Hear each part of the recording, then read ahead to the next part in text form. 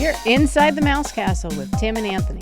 Visit us at themousecastle.com. Follow the Mouse Castle on Facebook and Inside the MC on Twitter. Inside the Mouse Castle is not affiliated with the Walt Disney Company. Soon, you'll understand why. Here's Tim and Anthony. Welcome inside the Mouse Castle. I'm Tim Calloway. And I'm Anthony Reynolds. It is February 17th, 2016. We are your weekly dose of Disney news, information, and commentary. And what do we have coming up in today's show, sir? Well, Star Wars Episode 8 has started filming. I should have prefaced that with a spoiler alert. I bet a lot of people are mad that they know that now. Yeah, I know. You've already ruined it. I know. Well, there are also some new cast announcements for Guardians of the Galaxy Volume 2. That's going to be a mouthful. And Frozen is headed to Broadway. That's all next inside the Mouse Castle.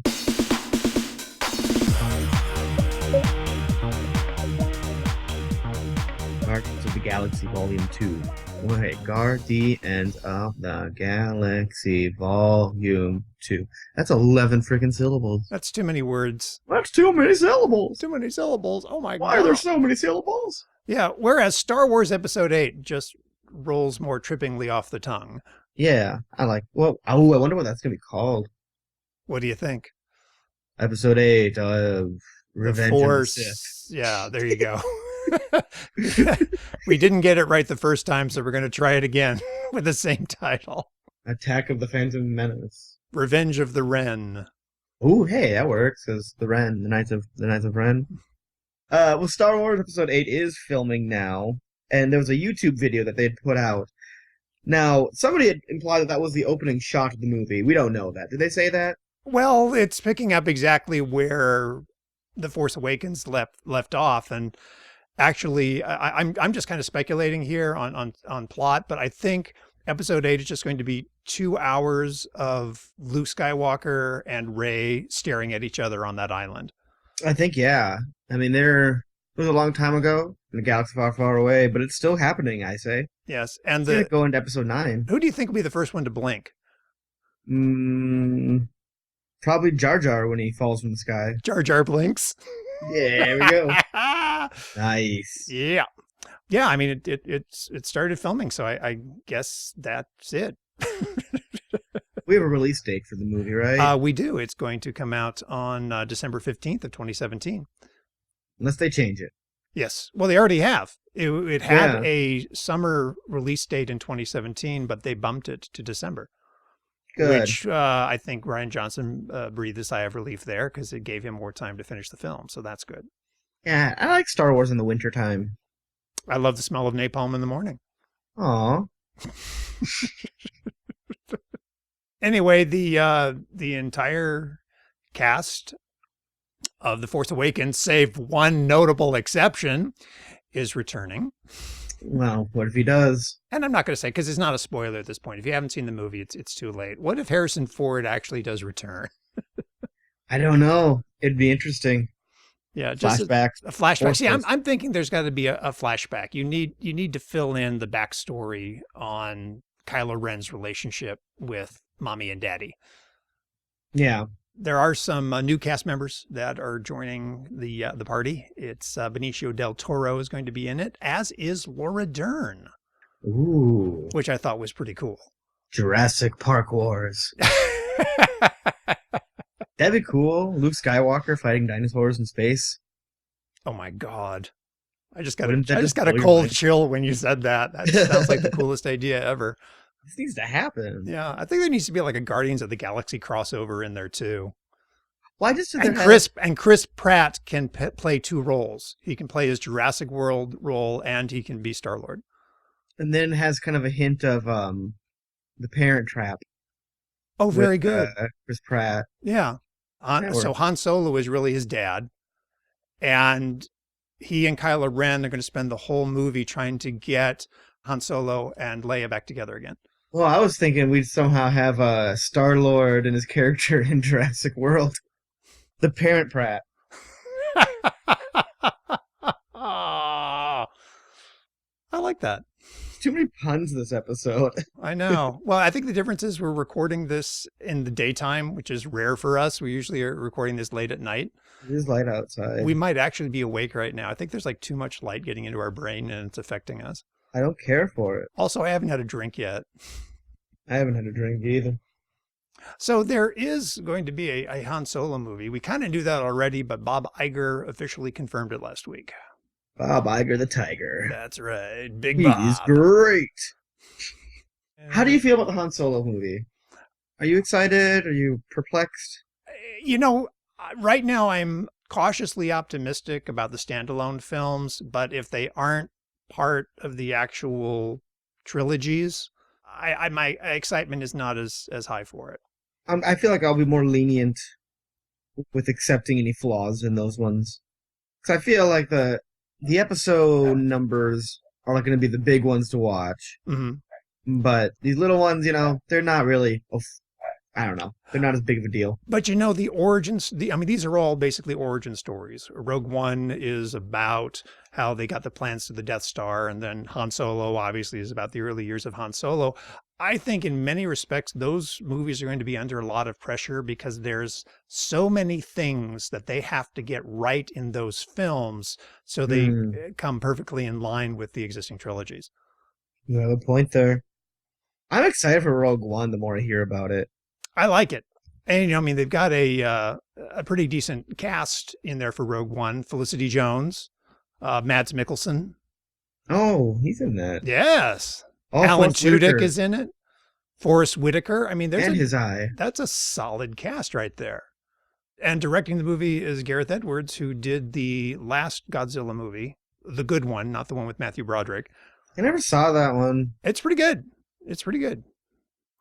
So Disney is in a little bit of trouble. Do you remember, I think everyone remembers, during the filming of Star Wars The Force Awakens, Harrison Ford got an owie on the set. Never forget. He broke his leg. Uh-oh. He had a door of the Millennium Falcon, ironically enough, fall on his leg, and it broke, and it was a fairly serious injury, which he has since recovered, thankfully. But now the British equivalent of OSHA is like filing charges against the production team involved with the filming of The Force Awakens. And this is kind of funny that when you're setting up a high profile movie like this, you don't want to telegraph or give away too much to let people know that you're coming. So if you set up like a production company that's going to be responsible for getting like the production done on the film, you give it a bizarre name so no one will associate it with Star Wars. You know, you can't call it, you know, Star Wars The Force Awakens Productions. That's kind of a giveaway. Yeah. Anyway, there are charges have been filed against Foodles Productions. Foodles? Foodles, that's what they called it. Weird. Yes, but it is the production company that oversaw the filming of Star Wars The Force Awakens. And they're being cited for various safety violations that essentially caused Harrison Ford to be injured. So I'm not sure exactly how this works in British courts, but I mean, these are actual, what they're calling criminal charges that have been filed. And in this article that I'm reading here on CNBC, it doesn't explain what the next step will be. So, I mean, we'll see what happens. In the meantime, a Foodles spokesman, Mr. Foodles himself. Mr. Foodles himself said, and I'm quoting here, cast and crew safety is always a top priority. We provided full cooperation during HSEs. HSE is the British equivalent to OSHA, during their investigation into the on-set accident that occurred in June 2014 and are disappointed in HSE's decision. So stay tuned. That's weird that they have a spokesman for a shell company. Well, it's kind of important, I guess. I know. It's weird. It's necessary, and especially in light of such a high profile injury, you better believe they have to have somebody there doing damage control. Always have to have somebody for that in Tinseltown. Yes, in Tinseltown. Here's a great announcement out of Tinseltown, actually out of Atlanta, where they are currently filming Guardians of the Galaxy Volume 2. Ooh. James Gunn posted on his Facebook page a lot of cool news about casting, and in a way kind of confirming what we already knew. Kurt Russell is indeed joining the cast of Guardians of the Galaxy Volume 2. The speculation, of course, being he will play Peter Quill / Star-Lord's daddy. Ooh, I bet that would make Walt Disney happy. Actually, little known fact, on that scratch pad in Walt's office, he didn't just write Kurt Russell, he wrote Kurt Russell, Guardians of the Galaxy Volume 2. I knew it. Bizarre. Absolutely bizarre. Who knew? And then at the very bottom of the page, he wrote, "We are Groot," and pencil trailed off. Oh, that gives me a cold shudder. Hey, did you see the picture that James Gunn posted? It's a publicity shot where you just kind of see Drax and Star-Lord and Gamora and Mini Groot. Rocket in silhouette. And on Drax's shoulder is a little baby Groot standing up. It's so cute. I wonder if he's going to be a baby the whole movie. Well, Vin Diesel is definitely going to be in the cast, so I can't picture him voicing the little Groot. So at one point, the little twig has got to grow up. God, that's such a good gig. I know. All he says is, "I am Groot," over and over again. Have you seen that? Have you seen that video when he was doing a re-recording of "I Am Groot" in like a dozen different languages? I did see that. That's a very cool video. And Vin Diesel takes it so seriously. As you should. But I know. Still, at the end of the day, you're saying 3 words, dude, and you're getting paid millions. Yeah, exactly. I mean, you can tell he's having a blast with it, but he's also, he's so into it. He's so passionate about it. It's a fun video. I'll have to rewatch that one. Yeah. But anyway, shooting continues in Atlanta and also in the cast. It sounds like a terrible headline. Shooting continues. Film shooting, camera shooting, movie shooting continues. God. Can't take you anywhere. Anyway, we've also announced this, and I always butcher her name, but Pom Klementif is also going to be in the cast, as is Chris Sullivan and Elizabeth Debicki. They joined the cast. I only know Kurt Russell. I know, but I had to give these people their due because James Gunn took the time to do that as well. I know. I'm happy for him. Mm-hmm. And also, Glenn Close is going to be back in the film as well. Oh, good. She was good in that one. So Nova Prime returns. Anyway, coming to Disney California Adventure is a food and wine festival. That's exciting. It has been years since DCA has had their food and wine festival. Which is bizarre because they have like their own winery there. I know. They grow their own grapes. It only makes sense. But it's going on weekends, April 1st through May 1st. I'm already making plans to be there that first weekend in April. There you go. Yep. I don't know if I'll be able to do it. I've only been to it once, and memory is fading, but did they call it the Food and Wine Festival? I mean, I know they call it that at Epcot. I don't even know. But it's been like 5 years since that happened. I mean, they stopped doing it as California Adventure was undergoing its massive overhaul, and they were putting in Cars Land and all of that. So that's what put it on hiatus, but now they're bringing it back. And I think also too, part of the incentive for bringing this back is with so much shut down at Disneyland across the way. Yeah. I think they're looking to do more high profile events to bring people out, to justify those increases to our annual passes. Ha! Gotta do a lot more than that. Tell you that much. They have this whole AP days going on now. I saw that. I need to get there this month. You should. I've been trying, man. I'm going to try to be down there next week because I'm always in LA for Oscar week, and I may have a day that I can sneak over to the park. So nice. I'm looking forward to that. Yeah, it's been like over a month since I was there, which is... You're getting the shakes, aren't you? Yeah, I can hardly type. It's really hard. Anyway, at the Food and Wine Festival, they're going to have what they call a new festival marketplace, or festival marketplaces. There's more than one. To buy stuff. Yes, where according to this article in the Disney Parks blog, guests can sip and savor delicious flavors from throughout the state of California. I want to go to there. I want to go to there. We should go to there. Yeah, maybe no. I don't know. Weekends, man. Ugh. Weekends. Weekends suck. Yeah, just call in sick and don't post it on Facebook. Yeah, let's do that and publish it on a podcast. Exactly. Coinciding with the arrival of the Food and Wine Festival, the Mad Tea Party is going away. Coincidence? Maybe. I don't know. Are they going to set up part of the Food and Wine Festival where the Matt Tea Party currently is? That'd be kind of cool. That would be A interesting. year-round wine festival? Oh, hello. I'd go for that. I would go for that too. Or are they going to bring in a different themed nighttime dance party? Yeah, it's got the Club Villain or whatever in Florida. That would be cool. I would love for them to bring it, but I think the odds are greater that they're going to bring back Freeze the Night because they already have all the stuff for it. And with Frozen opening up at Hyperion, I think that would just be a logical tie-in. It's like, just why did you ever get rid of? I mean, Mad Tea Party just felt like it came back for no reason.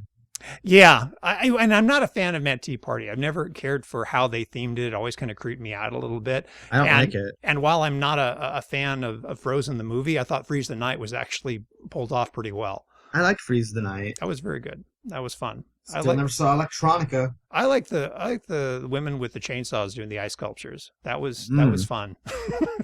And they chased people out of the rides. They put on a hockey mask and they go after people. It was great.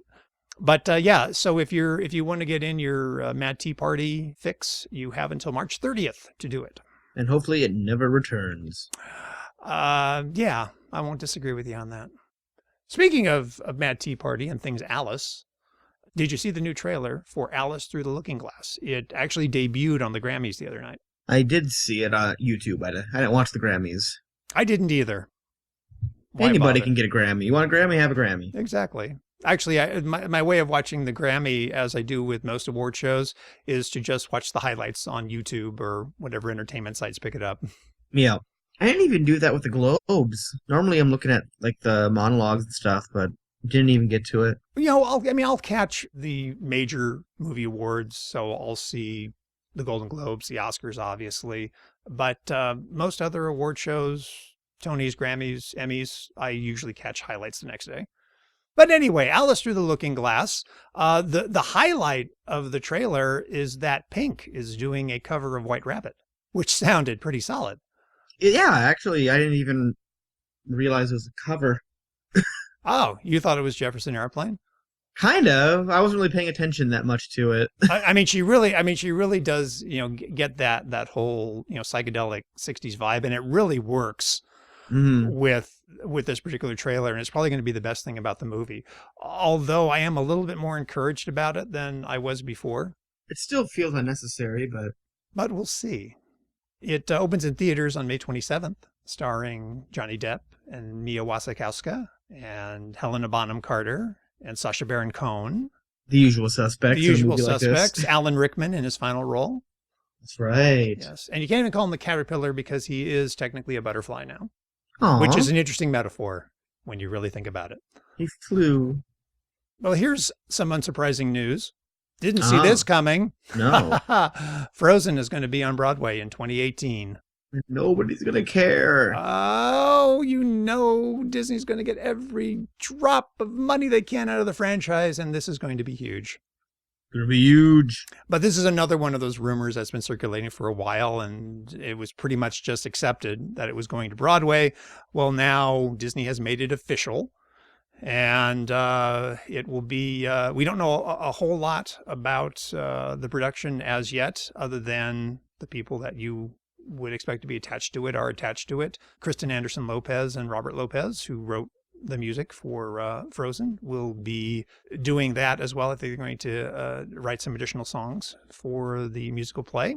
There's been no cast announcements yet, but we do know it's going to be directed by Alex Timbers, who is a Tony Award winner. He previously directed Peter and the Starcatchers and also works on Mozart in the Jungle, the online series. And this is just too perfect. The choreographer is Peter Darling. Oh, that's so darling. He actually did the choreography for Billy Elliot, so pretty good credentials there. Oh, yeah. So it's going to open on Broadway in spring of 2018, so there's still some time. And we do know now also that it's going to do previews. It's going to open at the Denver Center for the Performing Arts in August of 2017. I can't even keep track of how many Disney musicals there are out there now. Well, Lion King is still playing on Broadway. Yeah, that one I know. That one will play forever. Beauty and the Beast, is that still going? It may possibly. Tarzan came and went. Little Mermaid came and went. One that I'm kind of disappointed that didn't make it to Broadway, it actually played on a smaller theater on the East Coast, but they did a theatrical version of Hunchback of Notre Dame, which apparently was quite an impressive production. And actually, they just released the soundtrack for it, which sounds really good. That was a movie that really seemed to translate well to the stage, but for whatever reason, Disney decided not to open it on Broadway, and I guess instead will license it out to stage production companies across the nation. That's interesting. That is. I would have liked to see that. And Aladdin's going too, obviously. Yeah, Aladdin's still going. How could I forget about Aladdin? Little Mermaid, yeah, that closed. I didn't know if that was still going or not. I'm on the Wikipedia page. Wikipedia? A casting show. That sounds like a Western gunslinger. Wikipedia. Wikipedia. Wikipedia. Quentin Tarantino should do a movie about him. Oh, that'd be all right. I'd see that. With Kurt Russell. With Kurt Russell. Ha! And Samuel L. Jackson. On Broadway.